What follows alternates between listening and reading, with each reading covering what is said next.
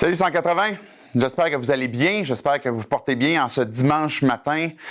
Merci de nous accueillir chez vous, merci de nous donner le privilège de pouvoir vous parler de celui qui nous passionne le plus, c'est-à-dire Jésus. Si vous vous joignez à nous pour la première fois, vous ne me connaissez peut-être pas, je m'appelle David, je suis pasteur de l'Église 180. On a débuté la semaine passée une série que je trouve comme thématique tout à fait vraiment très intéressante. Pourquoi? Parce que ça nous mobilise le fait d'être ensemble, le fait de pouvoir partager non seulement notre passion de Jésus, mais partager du temps. Dans un moment où c'est difficile que d'être peut-être confiné, que d'être chez soi, c'est plus difficile d'être en contact, plus ressenti avec les gens. On peut quand même s'appeler, faire un petit FaceTime, un vidéo Messenger, peu importe.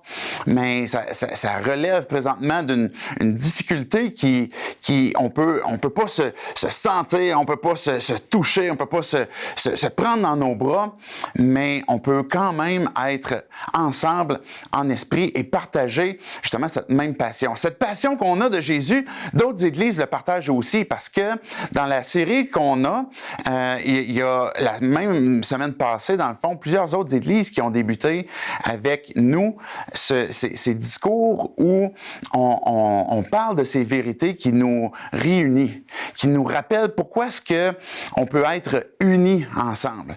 Pourquoi est-ce que nous, tout le monde ensemble, les églises, pourquoi est-ce que si je décide, par exemple, de placer ma foi en Jésus, de me joindre à cette communauté de foi, pourquoi est-ce que ça nous emmène à goûter quelque chose de puissant, quelque chose de fort? Bien, justement parce que on a cette union. On connaît l'expression que l'union fait la force. Et on a plusieurs exemples dans l'histoire de l'humanité de comment est-ce que l'union, par exemple, de scientifiques qui ont permis à ce que l'homme marche sur la Lune ou qui permettent même actuellement à ce qu'on puisse avoir la technologie, qu'on puisse se parler. C'est quand même un rassemblement de connaissances, un partage de travail. Et cette union-là a fait en sorte qu'il y a des grands accomplissements humains, même le talent artistique. Si on a le Cirque du Soleil qui est aussi populaire, qui est aussi agréable, c'est parce qu'il y a un partage de force à travers des individus qui, une fois unis puis coordonnés ensemble, ça va faire quelque chose de grand, quelque chose de merveilleux, quelque chose de plus grand que l'individu lui-même. Et l'union fait la force. Mais cette expression-là est plus qu'un discours politique, si vous l'avez déjà entendu, et plus qu'une vérité humaniste, elle est sous une perspective divine, elle est puissante. Pourquoi puissante? Parce que à cause de la foi qu'on va placer en Dieu, on va pouvoir avoir cette union à un même Père, cette union qui nous est donnée à travers l'Esprit de Dieu. Peut-être que c'est des concepts que vous avez déjà entendus, peut-être que vous êtes déjà croyants et vous comprenez cet aspect comme quoi que l'Esprit de Dieu nous invite, nous introduit dans une communion qui est l'Église. Et si c'est des nouveaux concepts pour vous, mais je vais vous les expliquer tantôt dans quelques instants.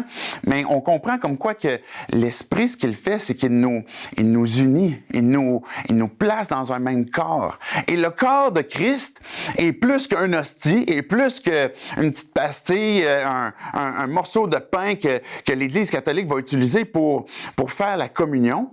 Le corps de Christ, ce que la Bible nous dit, c'est des personnes qui sont vivantes, des hommes, des femmes, des enfants, des vieillards, des gens de toute langue, des gens de toute race, qui sont, malgré toutes nos particularités, puis le fait qu'on est tous des individus différents à part entière, on est réunis, on est unis sous cette même bannière, sous cette même paternité que celle de Dieu à cause de Jésus. Parce qu'on peut partager justement la même foi. Dans cette perspective-là, la raison pour laquelle on peut vivre cette communion, la raison pour laquelle on peut introduire la vie nouvelle, la vie en Jésus-Christ, c'est parce que justement Jésus a fait tout ce qui était nécessaire pour qu'on puisse entrer en communion avec lui et qu'on puisse être en communion les uns avec les autres, peu importe nos origines, comme je disais tantôt.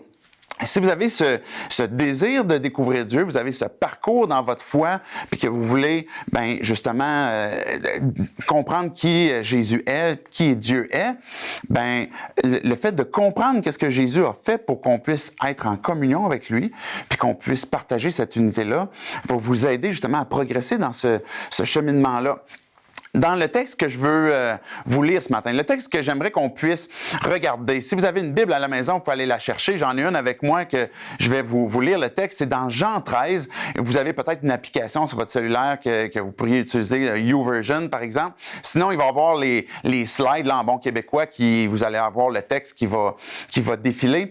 Mais ce texte-là que je vais vous lire, c'est un texte que je trouve particulièrement stimulant, intéressant, parce qu'il va justement révéler à un moment clé de la vie de Jésus qui se trouve à être à la toute fin, il va révéler comment est-ce que qu'est-ce qu'il a fait pour qu'on puisse entrer en communion? C'est le repas, le dernier repas que Jésus a passé, le temps de communion, où Jésus lui-même a dit à ses disciples, les gars, j'ai tellement désiré, j'ai tellement voulu qu'on passe ce temps-là ensemble. C'est le dernier repas. Et imaginez le cœur de Jésus, là. Le cœur de qu'est-ce qu'il va communiquer, qu'est-ce qu'il va dire, qu'est-ce qu'il va faire.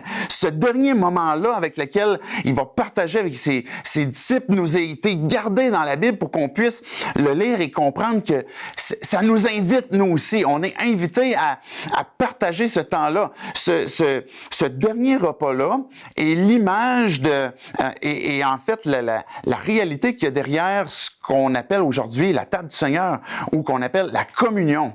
Puis je trouve ça intéressant qu'on puisse appeler ça la communion parce que ça révèle justement comment est-ce que Jésus a tout fait ce qui était nécessaire pour qu'on puisse entrer en communion avec lui.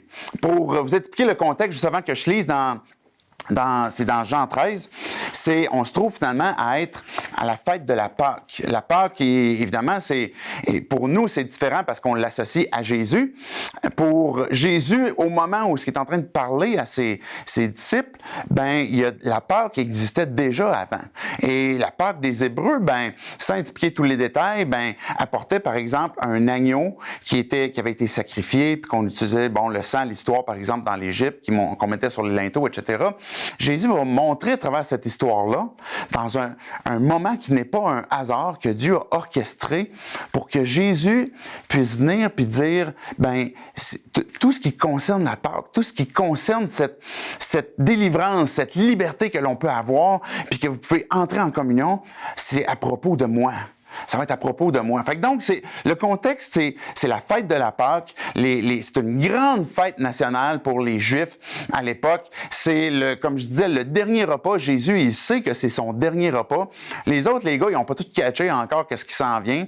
Pourtant, Jésus leur a dit à plusieurs reprises. J'imagine qu'on aurait été aussi lent à comprendre que les autres gars. Mais Jésus sait pertinemment que c'est son dernier moment avec eux dans son ministère avant qu'il aille à la croix, puis après ça, sa résurrection. Mais c'est le temps de communion, un temps chéri, comme je disais, qu'il va avoir.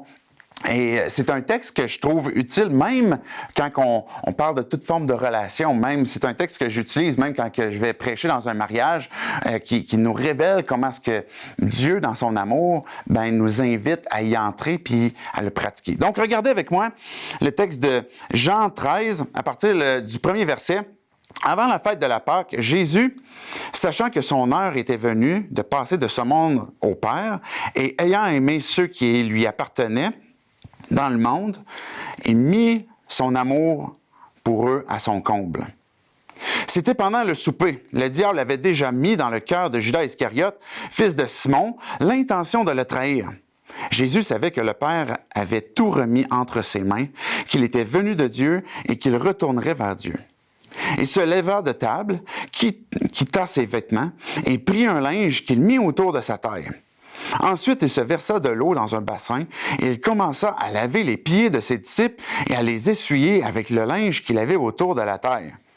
Il arriva donc à Simon-Pierre qui lui dit « Toi, Seigneur, tu me laves les pieds? » Et Jésus lui répondit « Ce que je fais, tu ne sais pas maintenant, mais tu le comprendras par la suite. » Et Pierre lui dit « Non, jamais tu me laveras les pieds. » Et Jésus lui répondit, « Si je ne te lave pas, tu n'auras pas de part avec moi. » Alors Simon-Pierre lui dit, « Seigneur, non seulement les pieds, mais encore les mains et la tête. » Et là, Jésus lui dit, « Voyons, Pierre, tu ne catches vraiment pas. Celui qui est baigné n'a pas besoin d'être lavé, mais seulement les pieds pour être entièrement purs. Et vous êtes purs, mais pas tous. » En effet, il connaissait celui qui était prêt à le trahir. Voilà pourquoi il dit, « Vous n'êtes pas tous purs. » Au verset 12. Après leur avoir lavé les pieds, il reprit ses vêtements, se remit à table et leur dit, « Comprenez-vous ce que je vous ai fait? Vous m'appelez maître et seigneur, et vous avez raison, car je le suis. Si donc je vous ai lavé les pieds, moi le Seigneur et le maître, vous devez aussi vous laver les pieds les uns aux autres, car je vous ai donné un exemple afin que vous fassiez comme je vous ai fait. En vérité, je vous le dis, le serviteur n'est pas plus grand que son Seigneur, ni l'apôtre plus grand que celui qui l'a envoyé. Si vous savez cela, vous êtes heureux pourvu que vous les pratiquiez. » Voilà ce que Jésus est en train de communiquer au dernier repas, là, ce moment qu'il a tellement voulu. Jésus qu'est-ce qu'il va dire? On peut peut-être avoir cette idée de, si on se place dans la peau des apôtres, comme, qu'est-ce qu'il va faire, Jésus? Il est en train d'enlever son vêtement, il est en train d'enlever comme son manteau, puis il est en train de mettre une ceinture, une serviette comme approche de lui, il est en train de remplir un bassin d'eau. C'est quoi qu'il va faire? Et là, on pourrait imaginer comme, il va pas faire qu'est-ce qu'on pense qu'il va faire. Voyons donc, ça n'a pas de bon sens. Jésus est en train de prendre une forme de serviteur. Dans le contexte, à l'époque, il y avait des tâches qui pouvaient être attitrées à différents serviteurs qui travaillaient dans une maison, et puis plusieurs tâches avaient été données. Et la tâche la plus basse, la tâche la plus ingrate, le serviteur qui avait la tâche la plus poche à faire, c'était pas le lave-vaisselle, c'était de laver les pieds. Laver les pieds des gens dans la maison. Parce que, imaginez qu'est-ce qui pouvait comme s'accumuler sur les pieds. Les gars, ils marchent en sandales, fait que, tu sais, il y a des chameaux qui marchent dans les mêmes sentiers, dans les mêmes chemins. Donc, imaginez, il peut y avoir toutes sortes de trucs qui leur collent aux pieds. Et avant d'aller au repas, avant d'aller à la table pour manger, ben les pieds doivent être lavés. Et Jésus est en train de prendre la forme d'un serviteur. Les trois actions, je vous l'ai dit rapidement, puis on va les voir, finalement, on va les étayer à travers les prochaines minutes. Mais les trois actions que Jésus a fait pour nous inspirer à faire de même, c'est d'initier, de prendre l'initiative. La deuxième chose, c'est de s'humilier. Et la troisième action, c'est de pardonner. Le tout premier verset dit que Jésus, sachant que son heure était venue, que c'était le dernier repas, il a mis l'amour qu'il avait pour ses disciples à son comble. Je ne sais pas si vous avez déjà, j'aime beaucoup l'image de recettes. Vous avez déjà, par exemple, fait une recette qui ça demandait une tasse comble de farine, de sucre. Mais une tasse comble, en fait, c'est quelque chose qui est au-delà de la mesure calculée, au-delà de ce qui était nécessaire. C'est au-delà de, si on parle d'une tasse rase, ben il faut vraiment que ça soit flush. Jésus, ce qu'il a fait, c'est que l'amour qu'il avait pour ses disciples, qu'il avait pour le monde, l'amour que Jésus a pour toi, c'est un amour qui a été porté à son comble, qui déborde. Et c'est ça l'invitation que Dieu nous fait ce matin à travers ce texte-là, c'est il faut que ça déborde. Il faut que ça déborde pour qu'on puisse avoir cette union ensemble et puis qu'on puisse vivre justement cette communauté puis que l'union puisse faire la force. La première action que Jésus a fait, c'est de prendre l'initiative. Il a pris l'initiative. De qui ça relève dans une communauté, dans un groupe, dans une famille, d'être le premier à aller vers quelqu'un.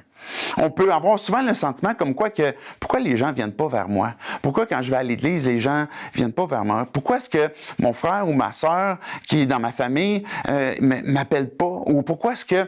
Et on peut avoir ce sentiment comme quoi on dirait que je suis pas aimé. Quand on revient à l'image de la tasse qu'on mesure, puis qu'on pense à l'amour, par exemple, qu'on reçoit, on va souvent évaluer l'amour qu'on va donner aux gens en fonction de ce qu'on a reçu. Donc, on va mesurer, on imagine notre tasse à mesurer où est-ce qu'on a reçu tant d'amour, et à la mesure égale, on va la retourner.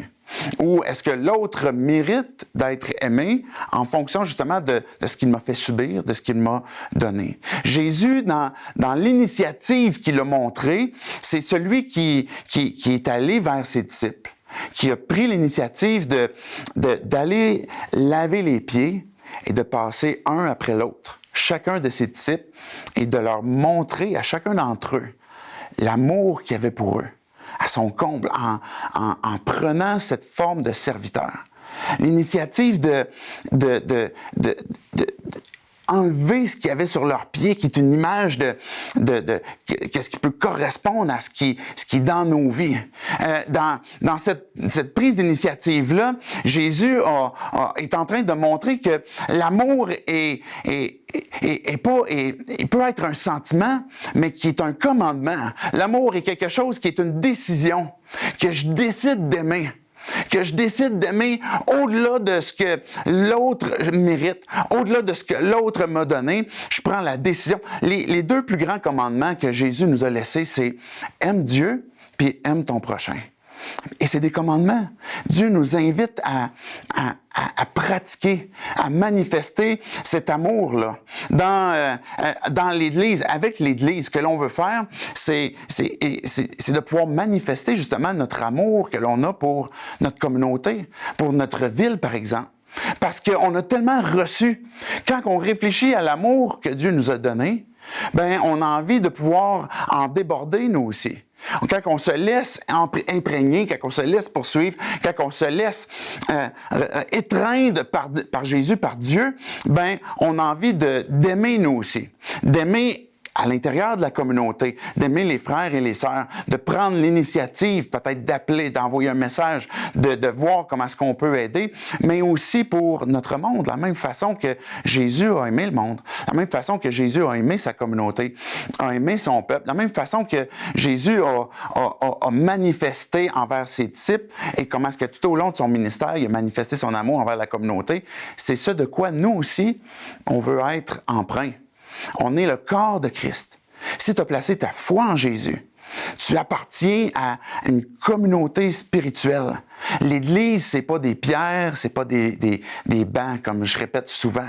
C'est des vies qui sont en transformation. Et cette vie qu'on a les uns avec les autres, malgré nos différences, malgré le fait qu'on puisse se faire du mal des fois, qu'on peut souffrir, mais qu'on veut aimer. Parce qu'on a été aimé en premier par Jésus.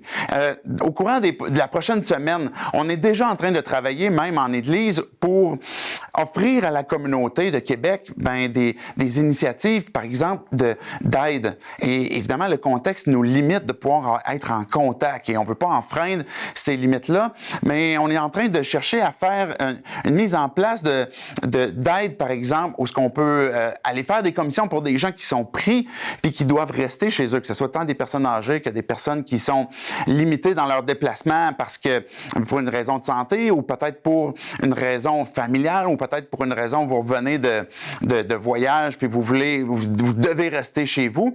Ben on veut être capable en communauté de pouvoir aller aider, pouvoir servir, de pouvoir peut-être dépanner de différentes façons. Et au courant des prochains jours, je vais vous en expliquer un peu plus.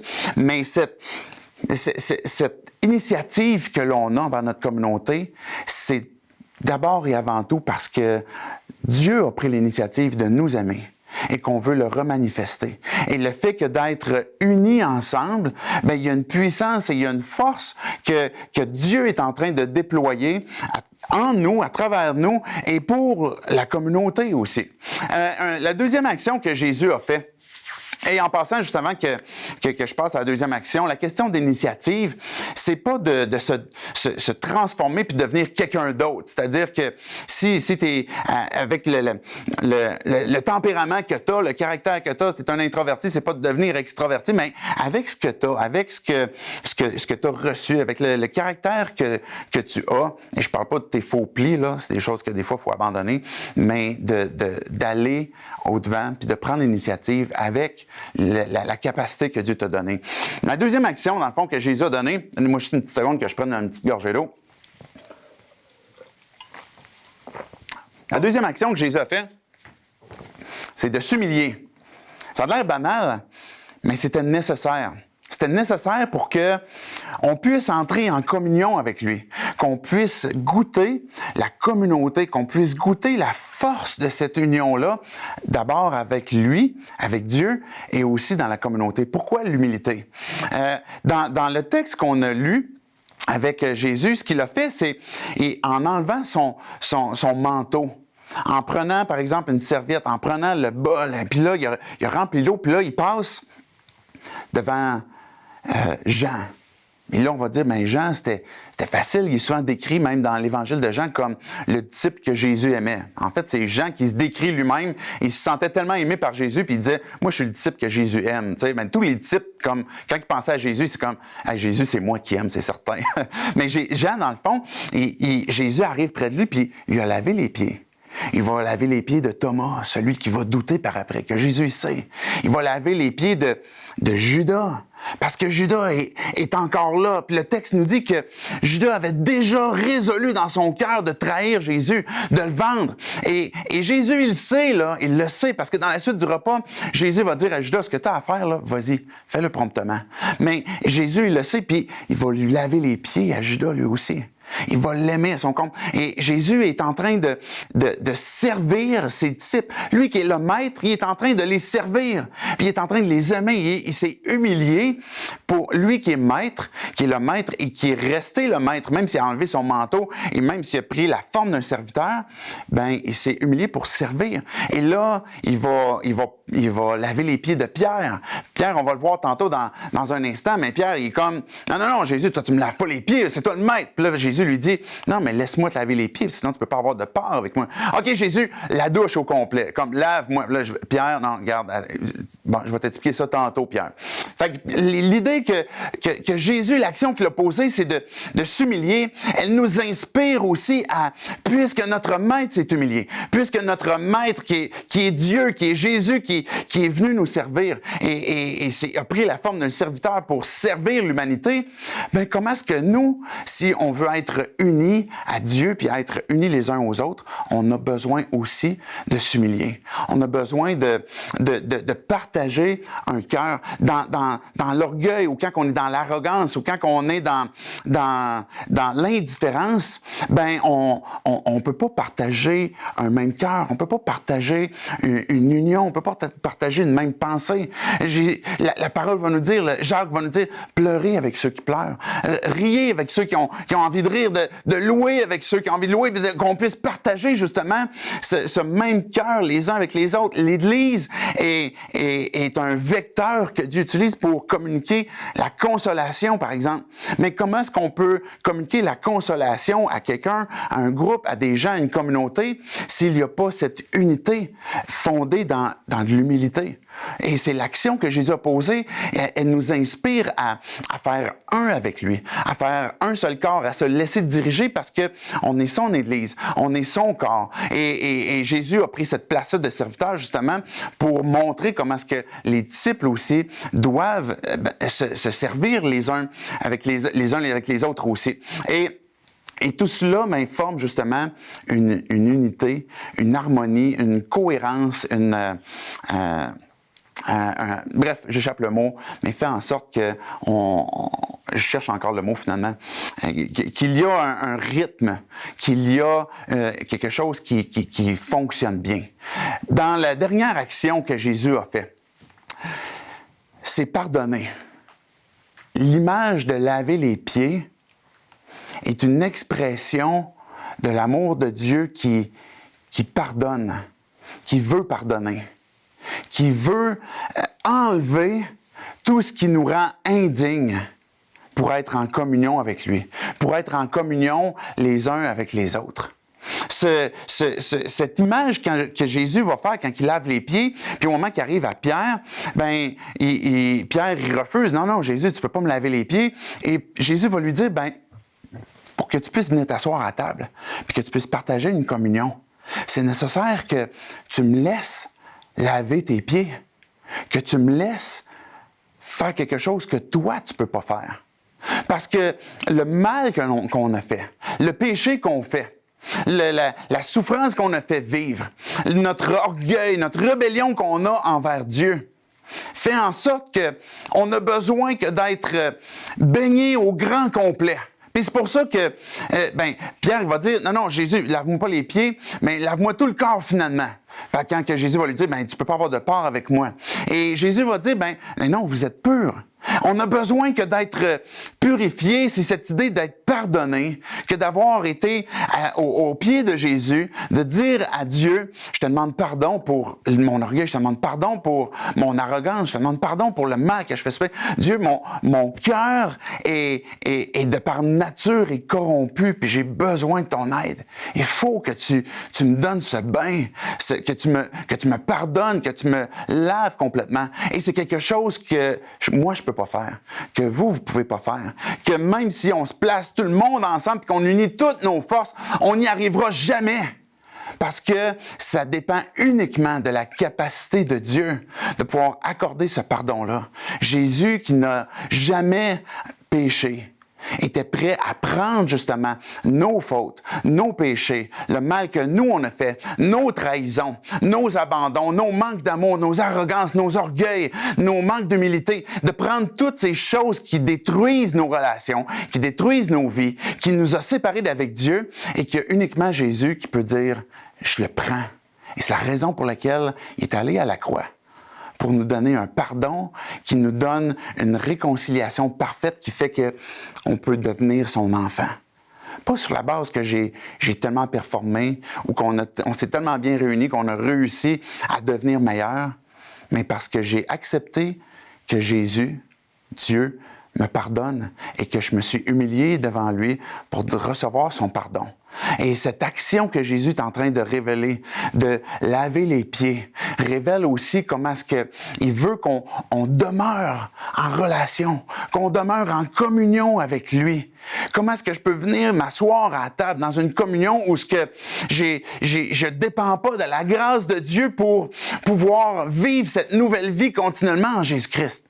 Que si j'ai accepté ce bain, cette douche dans laquelle Dieu m'a purifié, m'a fait devenir son enfant, je veux continuer de vivre par la foi en lui faisant confiance, comme quoi que, Jésus, je continue de te confesser mes besoins, mes manques, mes incapacités, puis quand que je tombe, puis quand que je pêche, mais Dieu, j'ai encore besoin que tu me laves les pieds. J'ai pas besoin que tu me redonnes continuellement une réconciliation pour devenir ton enfant, mais j'ai besoin que pour être en communion avec toi puis avec mes frères et mes sœurs, mais que je dépende de cette bonne nouvelle continuellement, que tu me tends la main puis que je peux la saisir, qu'il y ait cette grâce puis que je te fasse confiance et que Dieu, tu puisses justement continuer de renouveler cette nouvelle vie que je peux avoir avec toi. Et je peux avoir dans cette communion aussi. Dans le Notre Père, Jésus nous a enseigné lui-même que, Père, pardonne-nous nos offenses. Le pardon est une chose immensément importante pour Dieu. Le pardon qu'on va s'accorder les uns avec les autres. Pierre a posé la question, jusqu'à combien de fois je vais pardonner mon prochain, Jésus? Aussi souvent que nécessaire. Et ça, à chaque jour. Parce que Dieu nous a pardonné le premier. Dieu nous a donné son pardon, ou il est prêt à nous le donner, c'est à nous à le saisir, mais pour les pires offenses qu'on aurait pu faire. Et il nous offre son pardon. Maintenant, le pardon est le fait d'accorder le pardon aussi pour nous, aux gens autour de nous, implique de la foi. De la foi parce que j'accepte que Dieu va faire justice. je peux pas vivre dans une rancune. Je peux pas vivre dans un poison qui m'alimente envers ma communauté, envers des gens, des membres de ma famille. Puis, et peut-être que c'est la personne qui m'a fait le mal voudra jamais me demander pardon, voudra jamais réconcilier la relation. Mais je veux pas rester dans cette amertume-là. Et j'ai besoin que, mais Dieu, je te fais confiance, que je vais avoir une attitude de pardon. Un cœur de pardon, parce que tu m'as pardonné le premier. Ça implique la foi que Dieu existe.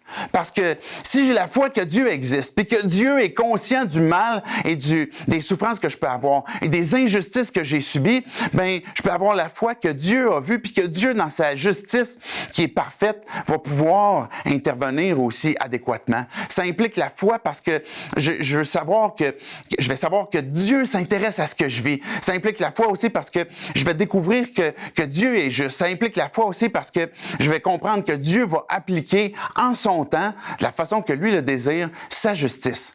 Et Dieu s'intéresse à ce qu'on manifeste le pardon. Comme je disais qu'il en a parlé à plusieurs reprises, comme dans par exemple, le Notre Père. Le nombre de fois qu'on doit pardonner notre frère dans une journée, où Jésus, qui est en train de laver les pieds de ses disciples, est en train de montrer comme quoi que le pardon est nécessaire à la communion. Une communion avec lui, mais une communion dans la communauté aussi. Comment est-ce qu'on fait quand on a été blessé par l'Église? Comment est-ce qu'on fait quand on a été blessé comme chrétien? Quand on a reçu, par exemple, peut-être que tu écoutes ce discours ce matin puis que tu te dis, j'ai de la difficulté à pardonner, j'ai une amertume qui m'habite encore. Et peut-être que c'est de regarder nous-mêmes à ce à quoi on a besoin de demander pardon à Dieu, ou ce à quoi que Dieu nous a déjà pardonné. De reconnaître nos propres imperfections, de placer nos yeux sur Jésus puis comprendre comment est-ce que mon péché, que le mal que moi j'ai fait, quelles conséquences ça a eu sur Jésus, qu'il a dû donner sa vie pour que moi je puisse vivre, pour obtenir son pardon. Et tout d'un coup, ma perspective change sur le monde, sur les gens qui m'entourent. Peut-être à place de regarder les gens, le mal qu'ils m'ont fait, mais peut-être d'utiliser la parole qui est un miroir pour me regarder à qu'est-ce que moi je peux changer, comment est-ce que Dieu peut transformer ma vie, comment est-ce que je peux abandonner l'amertume, abandonner la frustration, confier à Dieu ma tristesse. Et comme je disais tantôt, c'est encore une question de foi. En conclusion, l'invitation que Dieu nous fait ce matin, c'est qu'il faut que ça déborde. Il faut que ça déborde. Un amour qui déborde, qui va au-delà de la tasse qu'on va évaluer pour redonner en fonction. C'est comme Jésus qui l'a fait, ça va déborder. L'exemple que Jésus nous a donné, il nous a dit tantôt dans son texte, dans ce qu'il nous disait, est-ce que vous comprenez ce que je vous ai fait? Si moi je suis le maître, vous êtes les serviteurs. Je vous ai donné cet exemple-là pour que vous le pratiquiez. Jésus nous a donné un exemple à vivre, que ces actions-là soient une invitation à prendre l'exemple sur notre maître, que de prendre l'initiative, de s'humilier, de pardonner. Mais c'est plus qu'un exemple. Jésus nous a donné l'exemple, mais nous donne aussi le mandat, nous demande de le faire, nous donne la responsabilité d'aimer en premier, d'aimer notre prochain, nous donne la responsabilité de s'humilier soi-même, de renoncer à l'orgueil, nous donne la responsabilité, le mandat de pardonner, de chercher à être des agents de paix, des gens qui vont appeler les gens même à la réconciliation aussi, réconcilier avec Dieu. C'est la tâche d'ambassadeur que Dieu donne à ses enfants, à ceux qui ont placé leur foi en lui. Mais c'est plus qu'un exemple. C'est un moyen qui nous donne la capacité et la puissance pour le faire. Si Jésus est mort à la croix et qu'il est ressuscité, c'était pour rendre cela possible, pour rendre cette communauté, cette communion, cette union-là possible. Parce que Jésus a tout accompli en donnant sa vie pour nous donner son pardon, pour qu'on puisse être réconciliés avec lui, pour nous manifester son amour infini. Et cette puissance-là te donne la capacité de pouvoir venir à lui et dire, Dieu, j'ai besoin de toi. J'ai besoin que tu fasses de moi ton enfant. Je suis incapable d'avoir ce bain qui va me laver complètement de tout le mal que j'ai fait. Et pardonne-moi. Je veux avoir ta vie. Je veux avoir cette vie que tu me donnes, la vie éternelle maintenant et celle qui est à venir aussi. Place ta foi en lui. Ce qu'il veut te donner, son intervention, sa grâce, la chose, l'intervention que Dieu te donne, échange-la contre rien sinon que de dire, Dieu, je m'abandonne à toi. Et c'est ma vie que je te donne. Cherche pas à troquer le cadeau de Dieu pour lui donner quelque chose en échange, sinon que ta vie, sinon que tes péchés. Fais pas comme Pierre qui est comme, non Jésus, lave-moi pas. Accepte qu'est-ce que Jésus a fait pour toi, par la foi. Et que si tu es déjà son enfant, que tu as placé ta foi en lui, ben c'est une invitation que Dieu te fait aussi, qui te rappelle que si c'est possible d'aimer comme j'ai aimé, si c'est possible de t'humilier comme ce que moi je me suis humilié, si c'est possible de pardonner comme moi j'ai pardonné, c'est parce que je vis en toi, c'est parce que je t'ai donné le pardon de tes péchés, c'est parce que je t'ai donné mon amour qui est infini, et que si je me laisse étreindre de son amour, mais je vais avoir suffisamment cet amour qui va m'envahir, dans lequel j'ai été comblé, pour pouvoir le redonner aussi aux gens qui sont près de moi. Mais pour ça, il faut que je l'accepte aussi par la foi. Il faut que je me replace les yeux constamment sur la personne de Dieu, sur la personne de Jésus et renouveler justement ma marche avec lui. Et que si je peux m'humilier, mais c'est parce que mon maître d'abord et avant tout s'est humilié puis qui m'a donné sa vie et qui m'a lavé les pieds. Qu'est-ce qui va m'empêcher maintenant de m'humilier pour servir mon prochain?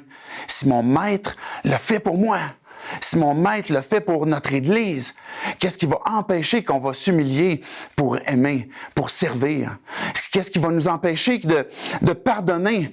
Si Jésus t'a pardonné la plus grande offense que tu as jamais faite, s'il est prêt à te la pardonner, comment est-ce qu'on ne peut pas accorder le pardon aux gens qui nous entourent? Cette union qui fait la force, elle est puissante parce qu'elle ne dépend pas de nous. Mais elle dépend de Christ, elle dépend de son amour, elle dépend de son œuvre. Comment est-ce que le Père a voulu nous introduire dans la communauté, dans sa communauté, nous introduire dans une relation avec lui. Et que Jésus nous dit, vous êtes mon corps. Et que mon esprit va vous mobiliser, va vous unir les uns avec les autres. Et ce corps qui est réuni va devenir puissant pour faire avancer mon œuvre encore aujourd'hui, en 2020. Et même si vous êtes confinés chez vous, l'Église est plus vivante que jamais, plus unie que jamais et plus puissante que jamais à cause de Jésus-Christ. Amen.